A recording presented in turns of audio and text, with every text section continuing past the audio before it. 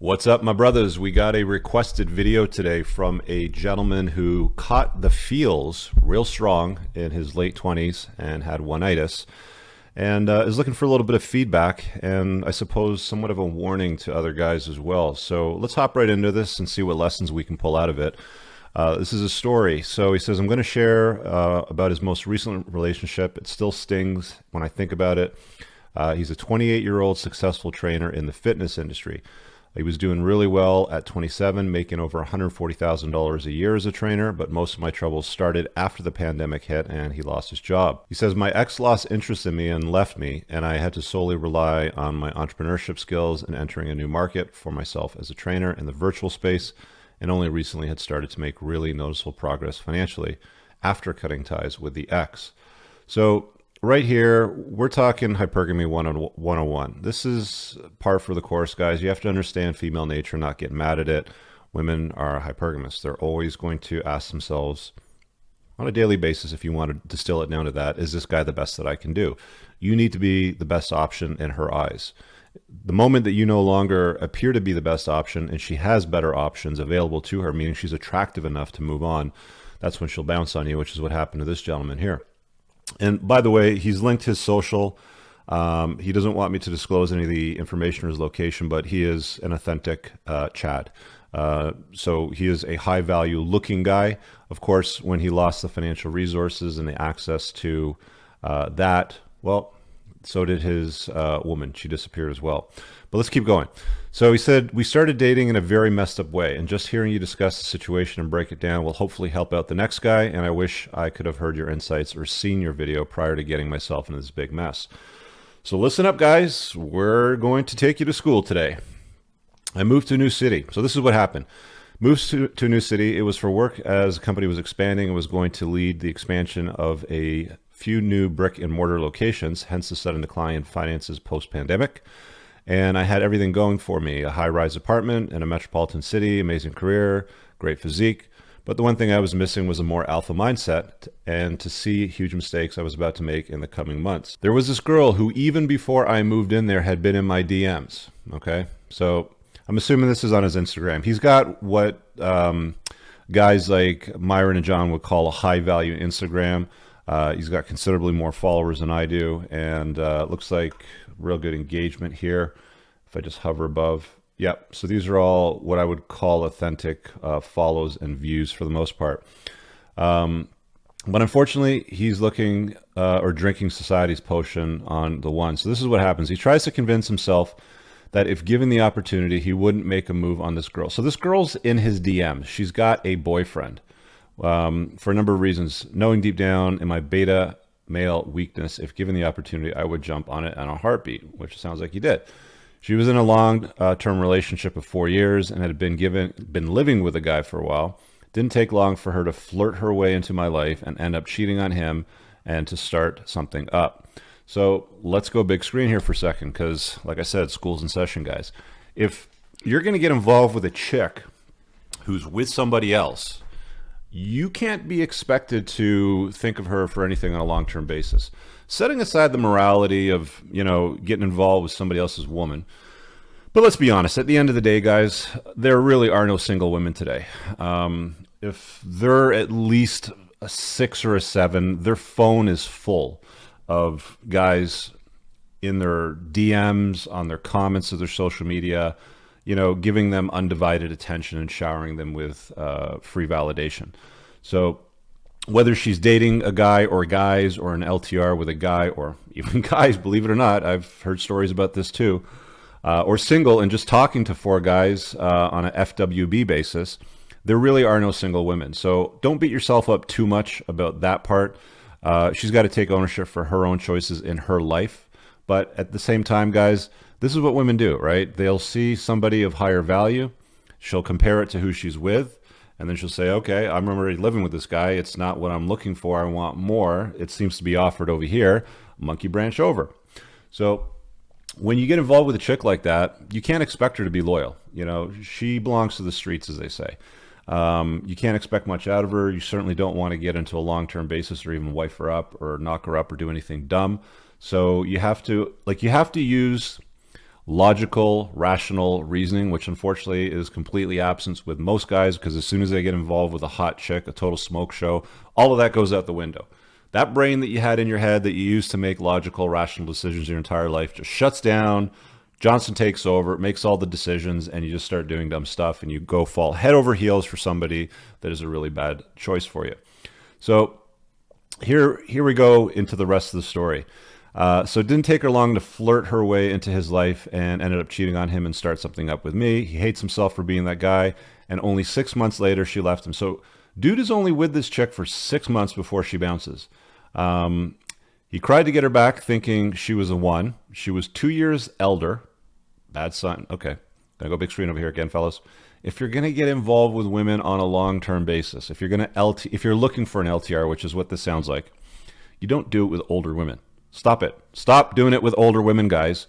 The data, the stats, everything out there says that your best chance of a good long-term relationship with a chick is going to be someone that's like 7 to 10 years younger than you. Okay? So if you're 30, you're going 20 to 23, right? You're 40, do the math. Guys, stop getting involved with women that are older than you. It might seem interesting or appealing at the time, and you might go, oh, well, 2 years isn't that big of a difference. But if you're 28 and she's 30, she's at the epiphany phase, and what she's really looking for at that stage of her life is she's got the partying out of the way. She tried a 4-year LTR with another guy that didn't work out. She tried you for 6 months and realized, well, this isn't going to work out because I'm at my epiphany phase and I'm feeling the baby rabies, right? It's coming on. So what does she start doing? She's looking for the guy that can provide for that. Ideally, she wants alpha seed and beta need all mixed up into one ball. It's hard to find it in one guy, so she's probably going to end up settling for beta need at some point. But that's probably where she's at in her state of mind and in her life. And because things fell apart for you financially, you're no longer her best choice.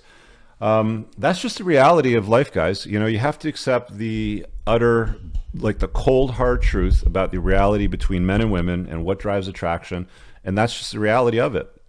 At that age, honestly, though, in your 20s, I know that you're not looking for wife and kids and all that stuff right away. I'm not even sure if it's on the horizon for you. You didn't mention it, but you got lots of runway as a guy. You can be doing this at 38, not 28. At 30, her eggs are drying up and she's running out of time. So don't be surprised if women behave like this and they monkey branch around very, very quickly, especially at this age, because they don't have a lot of time. If you go on dating apps, I'm going to keep going back and forth here. If you go on dating apps, guys, you'll notice that at some point around the epiphany phase for women, which again happens in their late 20s, you know, they pivot in what they're looking for, and they start talking about, I'm done with the F boys. I'm not here for hookups or ONS, like one night stands. I'm looking for the good guy sort of thing. Great, wonderful story, but what have you been doing for the last, 10 years of your life riding the carousel, expecting the good guy to swoop in and rescue you? But that's just the narrative that they sort of move into at that phase of their life. Anyway, so she leaves him, cries. She's 2 years older and was able to keep her 100K a year job stable while in my industry struggled. So she kept her job. He lost, and he beta himself into it, and definitely beta myself out. She became very spiteful towards me and blamed me for her being unhappy. There you have it, dude. This is epiphany phase. This is typical epiphany phase. No ownership. It's your fault that she's not happy. It's your fault that you could not fulfill what it is that she was looking for. It's your fault that you left her boyfriend. It's your fault that she left her boyfriend to hook up with you, and you were not able to give her what she was looking for because you lost your job because of a pandemic. Dude, she did you a huge favor here by showing you who she truly is. Trust me. And I apologize for it all, like a sucker, thinking that is what she wanted, not realizing that these were all her shit tests she was giving me, and I failed miserably. She's gone, and I miss her advice. Okay, let's go to the advice part of the classroom session. She's a garden tool. She is a huge garden tool, and she showed you exactly who she is. Dude, I'm looking at you here on my other screen on your Instagram feed. You're a handsome, tall, jacked, tanned, tatted, chisel-jawed dude that would have no trouble attracting women. In fact, I can see by your feed with what you're doing, you've got a lot of good social proof with women in there, and they're all attractive women from what I can see from the angles. But like, you just gotta step back from this whole thing. Step back from this one-itis that you have and take a deep breath. Now, there's two ways that you can approach this. Okay. You can approach this from the conscious mindset where you go right down the rabbit hole. You watch every video on my men's playlist. I have a playlist that I think it's titled Men's Dating Advice Playlist. You can go right down that playlist and spend, I don't know, hours. I'm sure there's at least 200 or 300 videos in that playlist now. You could watch before the train wrecks. That is what the red pill provides. It is the enlightenment, the truth about the reality of the world. So that's what the conscious mind can deal with. The conscious mind can dominate the subconscious mind, right? To some degree. But there might be some work for you that's involved with that.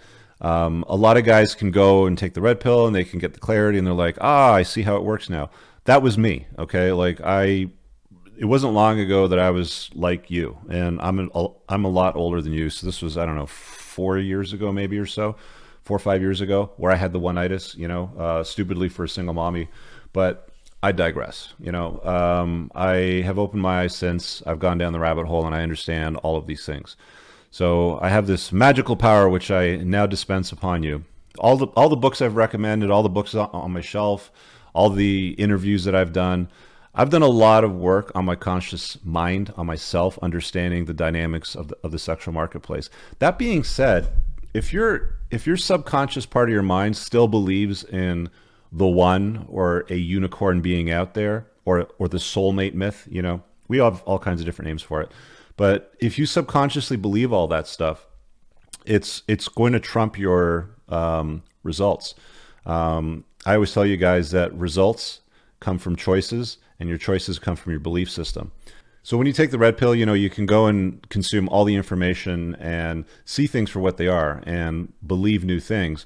But if your belief system still relies on an old world order, if it still relies on, the soulmate myth and the one-itis, you're going to have a conflict, within yourself when it comes to making choices and getting those results. If you're getting bad results, the choices, and then the belief system, you have to go down to the bottom of that. So the question that I would ask you, because you said advice at the end, she's gone and you still miss her. That's okay. Missing a chick is totally normal. There's absolutely nothing wrong with it. It's completely part of the male psyche. You form an attachment to her. You formed an attachment to her after 6 months, which is unusually short. So one of the things that you should be doing is, of course, not getting into a long-term relationship with a chick immediately, especially one that was with another guy and cheated on him to be with you. That should become obvious to you now. But at your age, you should still be dating, for the most part, non-monogamously and spinning plates and letting the cream rise to the top. And it should be obvious to you, if you're looking for an LTR, which one would be the best choice for you. But rushing into some hottie that slides into your DMs because she's the flavor of the day or the flavor of the week and she stands out for the rest of them. I get it, dude. I get it. Hot women are very attractive to the entire male population, the healthy part of the male population. You got healthy testosterone levels, you take care of yourself. You're of course going to be attracted to them and they're going to be attracted to you. And loss hurts, of course you're going to miss her because you formed a connection. Guys, and I've done a number of videos on this in the last in the first couple of years I started doing this. In the last year, I haven't spoken about it that much, but to kind of give you a little more insight, guys have a harder time with breakups than girls. One of the things you notice between guys and girls when they break up is if a girl dumps a guy, she's done. Okay, there's no going back. If a guy dumps a girl, she's going to want to have endless meetings. There's going to be text messages, phone calls. I need to have a coffee with you to get some clarity on this because I can't sleep at night. And that's just the way they are. If you ask for the same in return, if she dumps you, you're going to be called a stalker, right? So it's a totally different dynamic. You just have to accept it. You might want to dive into Rollo's blog on war brides. I talk a little bit about it in one of the chapters in my book when it comes to heartbreak, because a lot of guys struggle with that.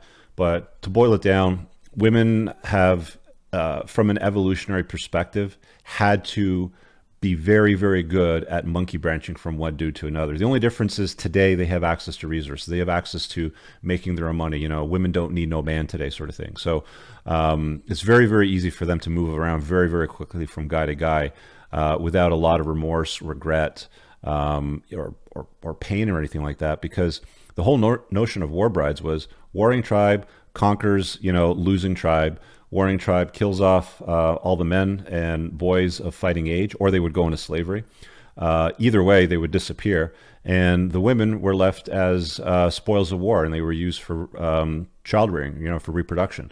So women have developed in their psyche an ability to move from guy to guy very, very quickly because of that. Men, on the other hand, never developed that. Women would have to do that for survival reasons. If they didn't do it, then they probably wouldn't survive. Them and their small children would probably not survive. So that's why they're very, very good at monkey branching from one guy to another very quickly and not having remorse or regret, or even cheating on the guy that she was with for 4 years, for example, in the LTR with you. That's just the way they are. And you're sitting here going, well, I have one-itis and this hurts, and what do I do? That's why.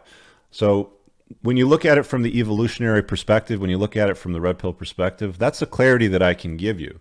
You might still be stuck on something in the subconscious mind, with which I'd suggest getting maybe some hypnosis work done. I've mentioned Ryan before. Hypnosis for Men is his website, so you can look him up if you want to book him. He does it over Zoom. But there's another potential solution if your subconscious mind's really stuck on it and you can't get past it. But dude, just dive right down the rabbit hole on that playlist that I mentioned, and get some clarity. Because once you get some clarity around the way women behave, there's not a lot of things that surprise you anymore. I haven't been surprised in a while, to be honest with you. And I've heard some crazy stuff over the last few years, mostly on private consults. The difference between these requests and private consults is dramatic, because I get all the nitty-gritty dirt on those calls. This, because it's an email, a lot of the times it gets watered down or there's some information left out, but stuff will not surprise you after a while. It's okay, dude. Like, you're young. You're a young Jack Giga Chad. Be happy with that. You're spoiled for choice in life. Keep doing what you're doing. If you were making $140,000 last year before the pandemic in the fitness space, there's no reason why you couldn't make $200,000 plus in the next couple of years doing what you're doing. You obviously have some kind of formula figured out. Multiply it, chase excellence, not women. Your ROI is on yourself, guys. I'm going to say this in wrapping up. Your return on investment is on yourself.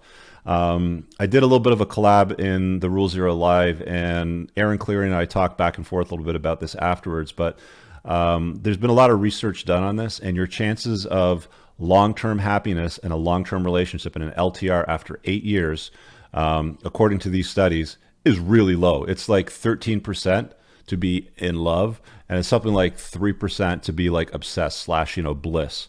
So don't go running around chasing women that are in LTRs and hoping that they're going to change and be a different girl for you. Women are women, and she's showing you who she is. Her past tells you exactly who she is. So don't overlook those things and think that she's some special kind of unicorn and put her up on a pedestal. In divorce court, they say not all women will destroy you, but all women can if they want. On that note, I'll wrap up. Leave a comment below, and pinned in the top description, there's a bunch of links if you want to request a video like this, if you want to join my men's community, get access to some top shelf men and some more of my premium content that I can't post on YouTube. All that stuff's down there. Book me for coaching, my Amazon bookstore, all the stuff that I recommend. Check it all out. We'll see you guys in the next video. Peace.